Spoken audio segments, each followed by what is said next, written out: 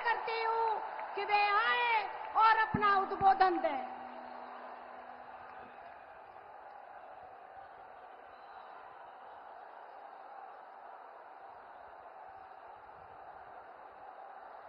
भारत माता की, भारत माता की, भारत माता की। देश की राजधानी दिल्ली के सभी भाई बहनों को मेरा नमस्कार।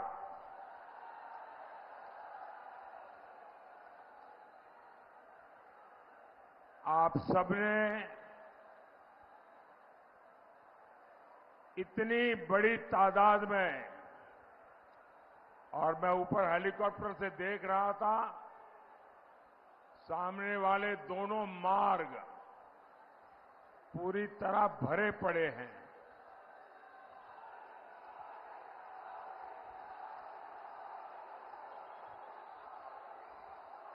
ये उमंग, ये उत्साह इस बात का गवाह है कि फिर एक बार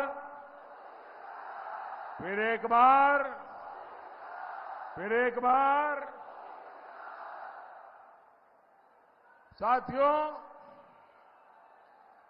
दिल्ली के लाल किले से मैंने कहा था,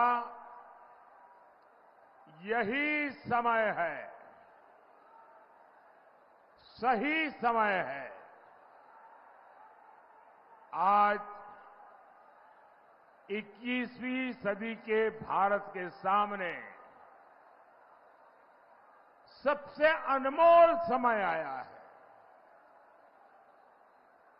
ये वो समय है, ये जो बोर्ड वगैरह नीचे रखिए ताकि पीछे लोग परेशान हो रहे हैं। आप नीचे रखिए, मैंने देख लिया, आप नीचे रखिए, नीचे रखिए। आप यहां भी आगे आने की कोशिश मत कीजिए भाई, प्लीज। आप जहां हैं वहां रहिए, अब जगह नहीं है आगे आने की। कृपा करके आप जहां हैं वहीं रहिए। आपका ये प्यार, आपका आशीर्वाद, आपका उमंग, आपका उत्साह, ये सब कुछ मेरे सर आंखों पर।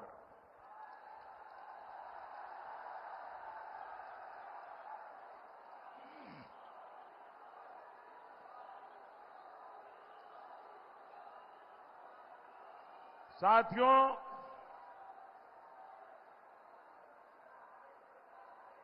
सही समय है, यही समय है। ये वो समय है जब भारत तेज विकास के लिए एक लंबी छलांग लगा रहा। 24 का ये चुनाव भारत को टॉप तीन इकोनॉमी में लाने के लिए है। 24 का ये चुनाव भारत की अर्थव्यवस्था को उन ताकतों से बचाने के लिए भी है जो अपनी आर्थिक नीतियों से भारत को दिवालिया कर देना चाहती है। 24 का ये चुनाव भारत में गरीब के लिए, मध्यम वर्ग के लिए उनका जीवन आसान बनाने के लिए, उसके जीवन में खुशियां लाने के लिए है। और 24 का ये चुनाव गरीब और मध्यम वर्ग को उन ताकतों से बचाने के लिए है जो उनकी संपत्ति छीन लेना चाहते हैं। 24 का ये चुनाव भारत के युवाओं के लिए नए अवसर बनाने के लिए है। चाहे स्पेस सेक्टर हो, सेमीकंडक्टर हो, ग्रीन एनर्जी हो, सोलर रिवॉल्यूशन हो, इलेक्ट्रिक व्हीकल का युग हो, हर क्षेत्र में युवाओं को आगे बढ़ाने के लिए है। और दूसरी ओर 24 का ये चुनाव उस परंपरा को, उस सोच को भी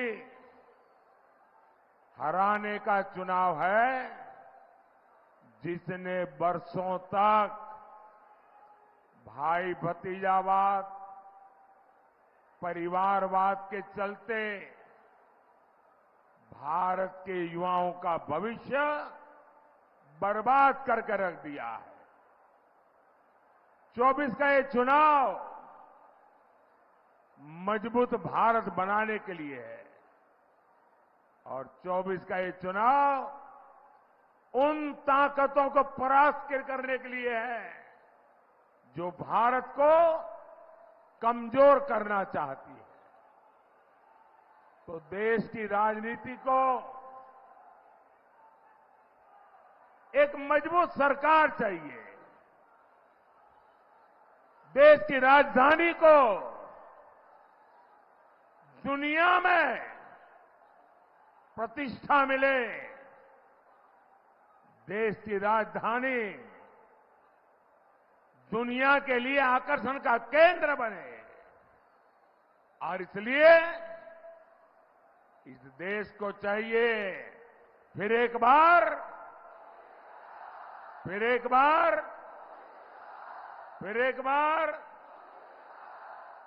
साथियों, मैं इसे ईश्वर का आशीर्वाद मानता हूं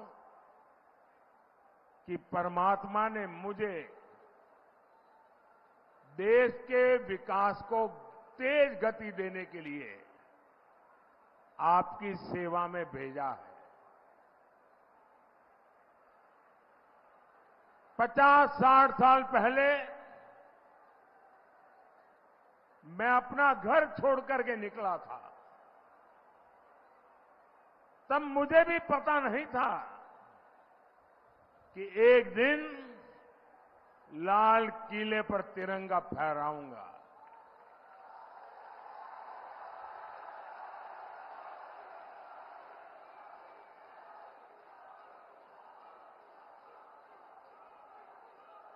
पचास 60 साल पहले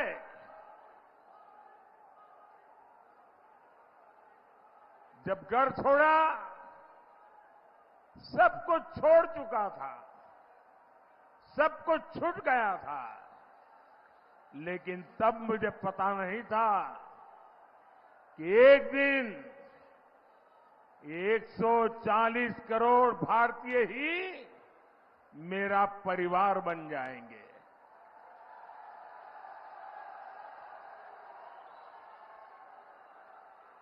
साथियों,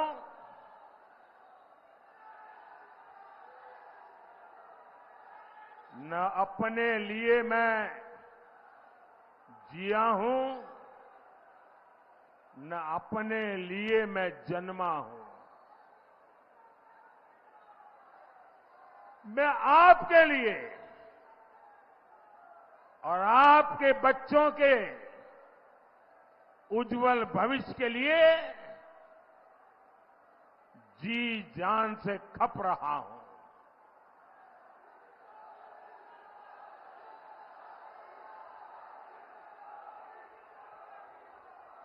समाज जीवन का स्वाभाविक क्रम है कि हर परिवार घर का हर मुखिया अपने वारिस के लिए सोचता है, योजना बनाता है और कुछ करता भी है। मुझे तो वो भी नहीं करना है। मेरा कोई वारिस नहीं है। अगर मेरा कोई वारिस है तो आप ही मेरे वारिस हैं। 140 करोड़ देशवासी वही मेरे वारिस है। और इसलिए मैं आपके लिए ही दिन रात मेहनत कर रहा हूं। मेरा पल पल आपके लिए, मेरा पल पल देश के लिए।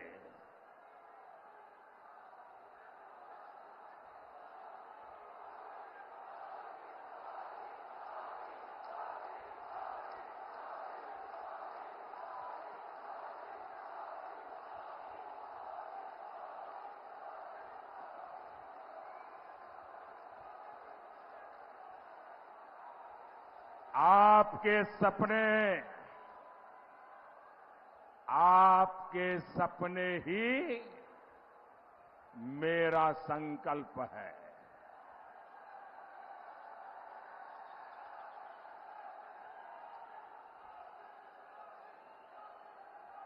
आपके सपने सफल हो, इसीलिए ये जिंदगी आपके लिए कुर्बान है।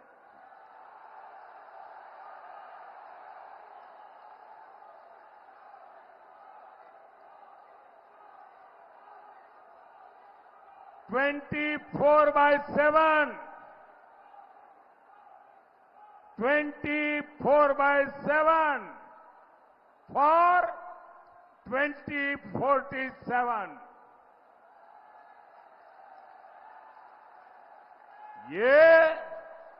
ये मोदी की गारंटी है।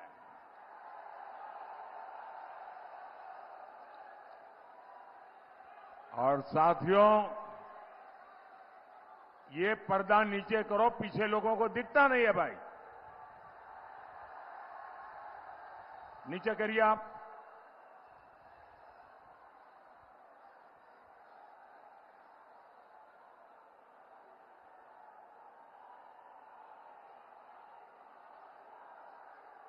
साथियों, देश को मजबूत बनाना है। इसके लिए मजबूत सरकार चाहिए और मुझे भी मजबूत साथी चाहिए। और इसलिए दिल्ली में भी ऐसे हमारे सभी उम्मीदवारों को राजधानी का प्रतिनिधित्व आपके आशीर्वाद से ये सब विजयी हो। विकसित भारत का मेरा संकल्प पूरा करने के लिए ये मेरे साथी बने। साथियों, आत्मनिर्भर भारत का संकल्प लेकर निकला हूं। तब से मैं आपसे प्रार्थना करता हूं कि भाई आप लोग कुछ समझते हैं कि नहीं है? आप ये बोर्ड नीचे करेंगे क्या? ये जो भी है वहां सारे कोई इकट्ठे कर लो भाई, कोई एक इकट्ठे कर लो सब।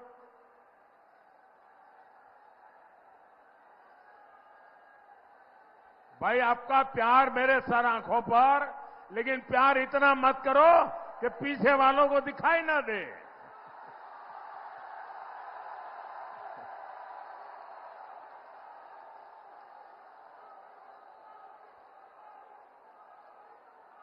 ये लोग दूर दूर से आए हैं, उनको परेशानी नहीं होनी चाहिए।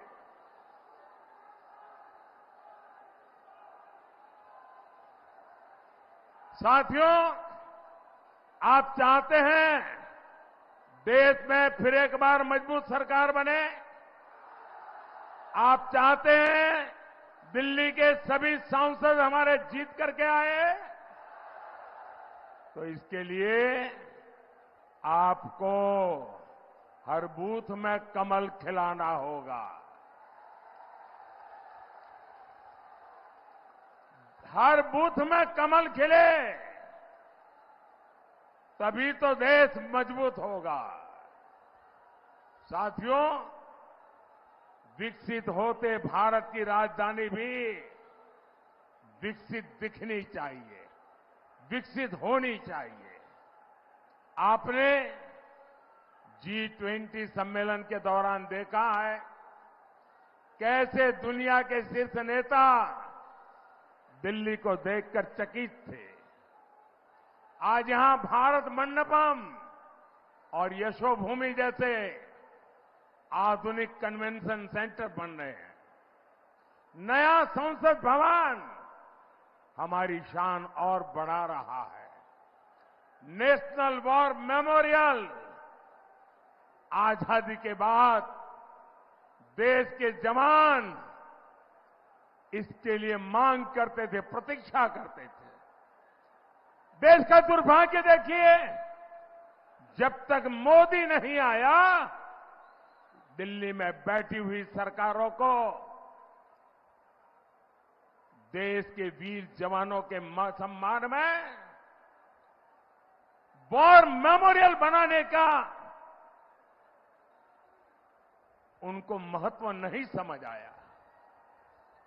देश में लोगों की सुरक्षा करते करते करीब 35,000 पुलिस के जवान शहीद हुए। हमारी रक्षा करते करते शहीद हुए।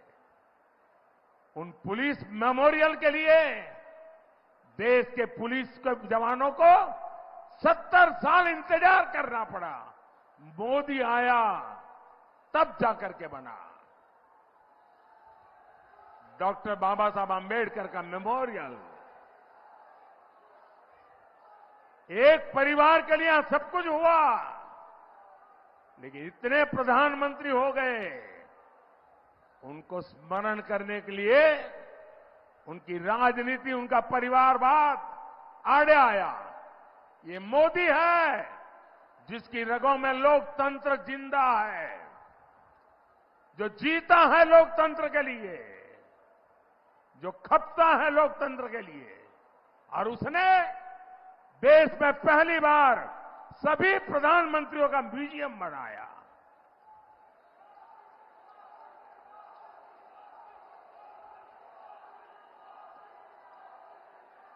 ऐसे अनेक स्मारक बन रहे हैं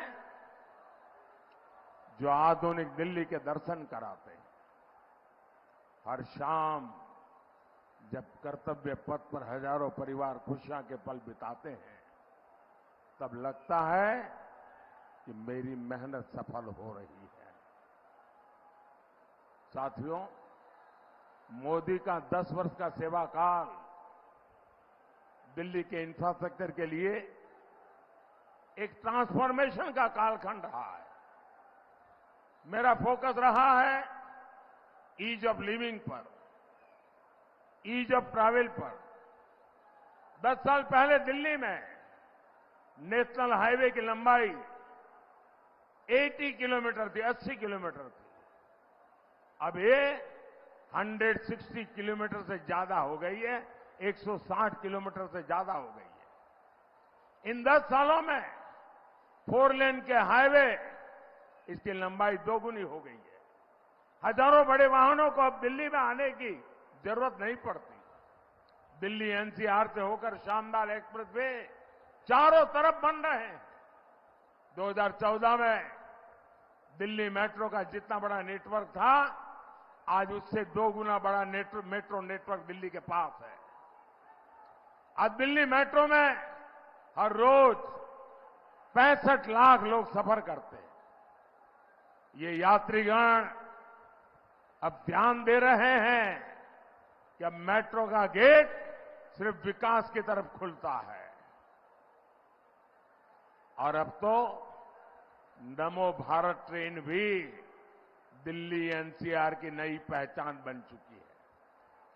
मैं दिल्ली के लोगों को एक और बात कहूंगा। आज दिल्ली में जितनी भी इलेक्ट्रिक बसें चल रही हैं, पर्यावरण से मुक्ति के जो समस्याएं हैं पर्यावरण की, उससे मुक्ति के लिए भारत सरकार ने एक अहम कदम उठाया। देश के बड़े बड़े शहरों को भारत सरकार इलेक्ट्रिक बसेस दे रही है। आपने देखा होगा दिल्ली को भी भारत सरकार ने ऐसी सैकड़ों बसें दी हैं ताकि दिल्ली के लोगों की सुविधा भी बढ़े और पर्यावरण की भी रक्षा हो। साथियों, हम सब जानते हैं दुनिया में कोई भी जगह हो, इंफ्रास्ट्रक्चर का विकास इन्वेस्टमेंट लेकर आता है।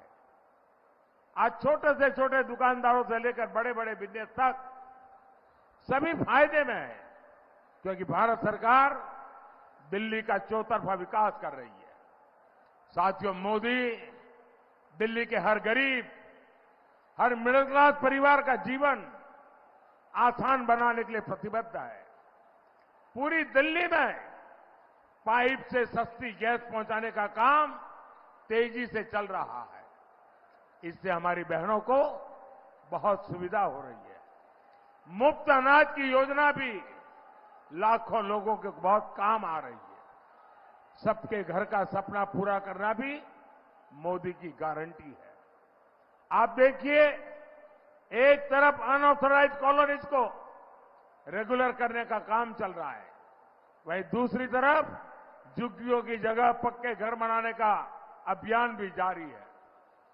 मिडिल क्लास के जो साथी अपना घर बनाना चाहते हैं, उनको भी भाजपा सरकार बड़ी आर्थिक मदद देने जा रही है।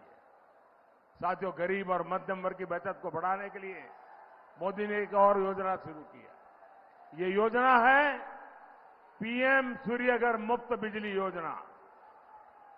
ये योजना दिल्ली के लोगों के लिए ट्रिपल बेनिफिट वाली है, 3 फायदा कराएगी। इस योजना में आपका 300 यूनिट तक का बिजली बिल 0 हो जाएगा।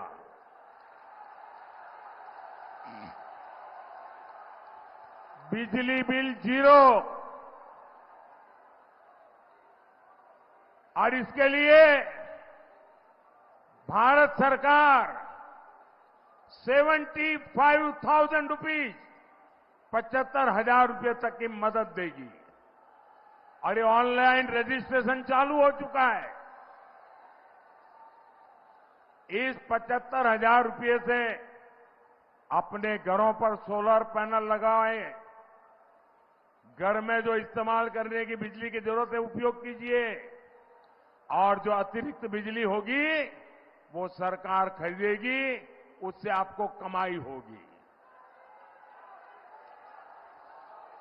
तीसरा लाभ, अब जमाना इलेक्ट्रिक व्हीकल का है।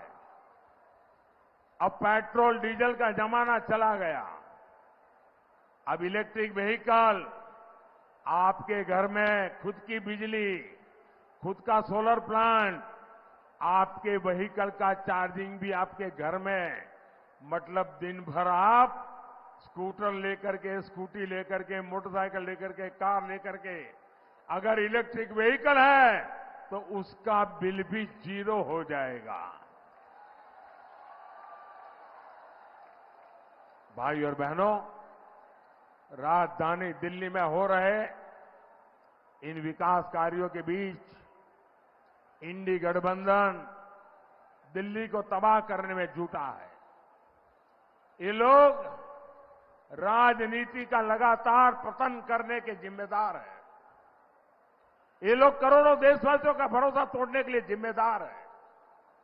ये लोग दिल्ली को लूटने का कोई मौका नहीं छोड़ रहे। ये लोग भ्रष्टाचार मिटाने के नाम पर आए थे और हजारों करोड़ के घोटाले में जेल के चक्कर लगा रहे हैं।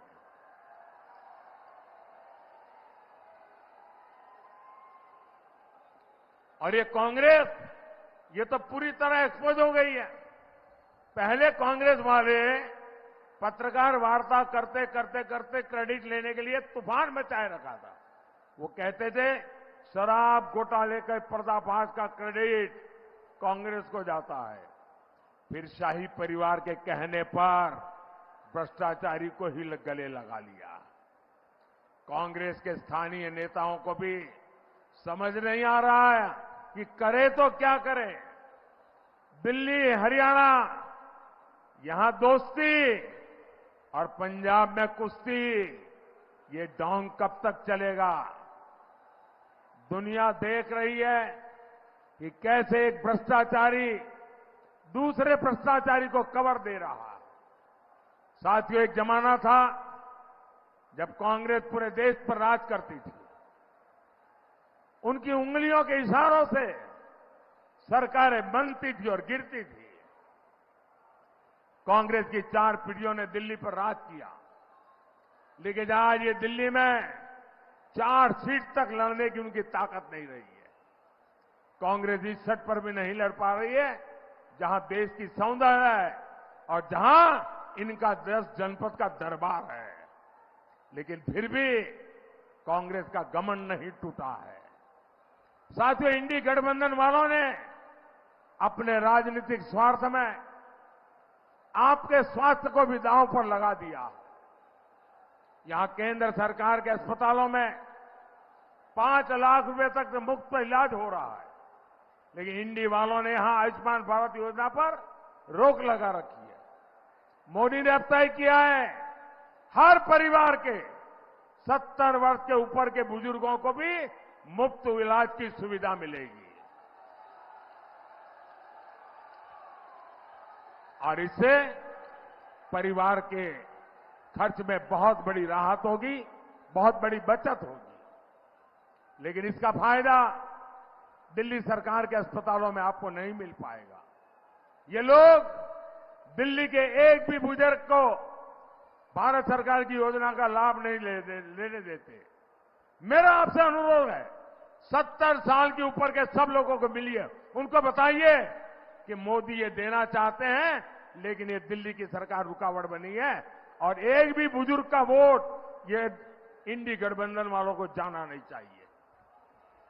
भाई और बहनों, जब 24 घंटे दिमाग में सिर्फ वोट बैंक चलता हो, तब न इस तरह की योजनाएं संभव होती है और न ही विकास का कोई अता पता होता है। इंडी गठबंधन का यही हाल है। ये तस्वीकरण के लिए सारी हदें पार कर चुके हैं। इनका मैनिफेस्टो देखिए, ऐसा लगता है जैसे मुस्लिम लीग के दबाव में तैयार किया। ये लोग खतरनाक खेल खेलने जा रहे हैं। मैनिफेस्टो में लिखा है अब सरकारी टेंडरों को धर्म के आधार पर देना चाहते हैं। ये स्पोर्ट्स टीमों में भी धर्म के आधार पर सिलेक्शन करना चाहते हैं। ये देश के बजट को धर्म के आधार पर देना चाहते हैं। और यही नहीं, कांग्रेस के शहजादे आपकी संपत्ति का एक्सरे कराकर आपके घर पर छापा मारकर आपकी संपत्ति का आधा हिस्सा अपने वोट बैंक को देना चाहते हैं। और ये पिछले कई वर्षों से ऐसा करते भी आ रहे हैं। आप जानकर चौंक जाएंगे, 2014 में चुनाव की घोषणा होने के समय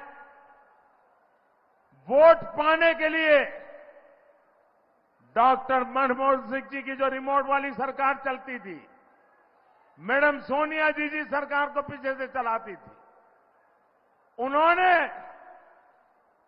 वोट बैंक के लिए वोट जिहाद करने वालों से सौदा किया और सौदा किया वो कांग्रेस को वोट देंगे, बदले में कांग्रेस क्या देगी?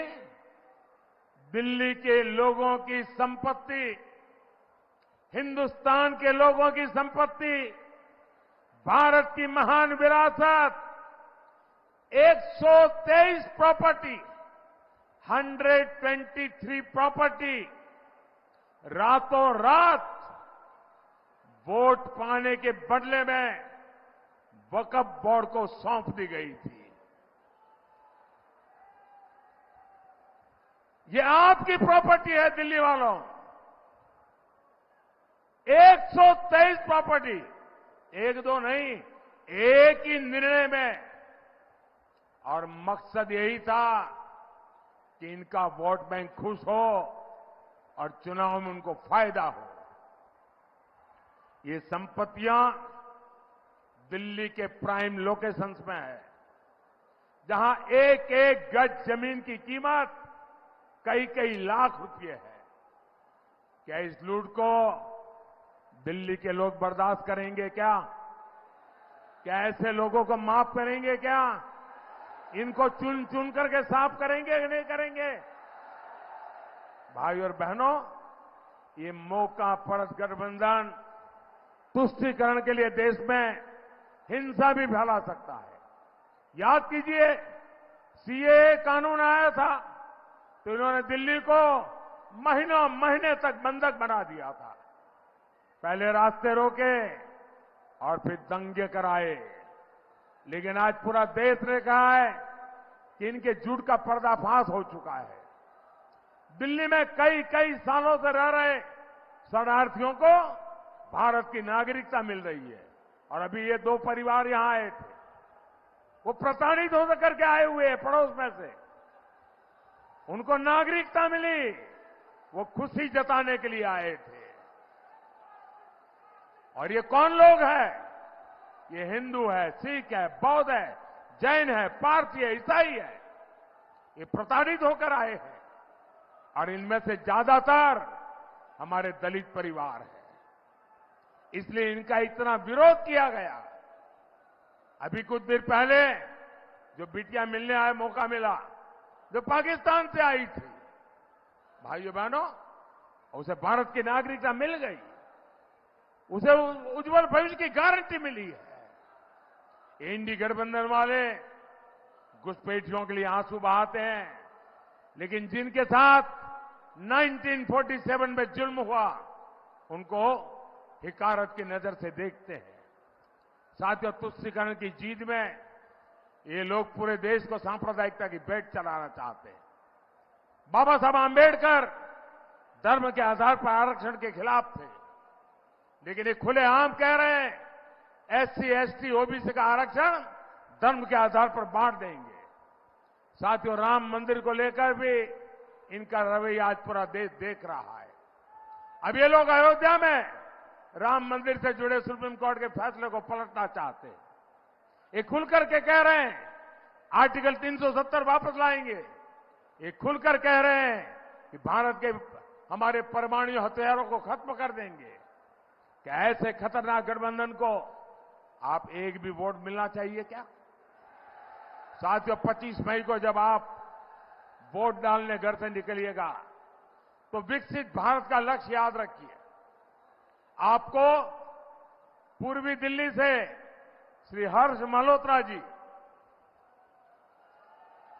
उत्तर पूर्वी दिल्ली से मनोज तिवारी जी और चांदनी चौक से प्रवीण खंडेलवाल जी को रिकॉर्ड वोटों से विजयी बनाना है। और मेरा आप सबसे आग्रह है, पहले मतदान फिर जलपान, पहले मतदान फिर जलपान। मेरे साथ बोलिए, भारत माता की, भारत माता की, भारत माता की। बहुत बहुत धन्यवाद।